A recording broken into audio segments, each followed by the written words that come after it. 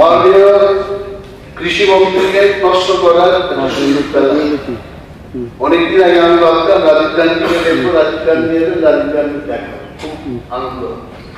এই যে উনি দাঁড়িয়ে বলছেন কোথায় কি করবেন, ট্রাইবাল এলাকায় কি হবে, ট্রাইবাল শব্দটা আপনি আনার পরে এই প্রশ্নটা এসছে।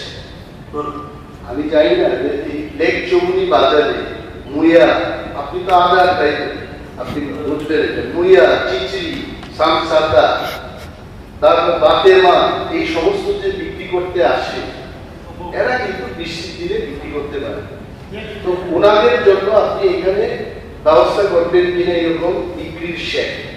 নাম্বার ওয়ান, প্রভিশনে আছে কিনা আমি জানি, আমি জিজ্ঞেস করছি। নাম্বার টু, এই যে হাইওয়ে গুলো হচ্ছে, হাইওয়ের পাশে এইরকম অনেক সেলস কাউন্টার, স্যার হাইওয়ের ত্রিপুরাতে অনেক হাইওয়ে হচ্ছে, হাইওয়ের পাশে এইরকম সবজি বা মুয়া বিক্রি শেড করা যায়, সেল কাউন্টার করা যায় কিনা আপনি হাউসকে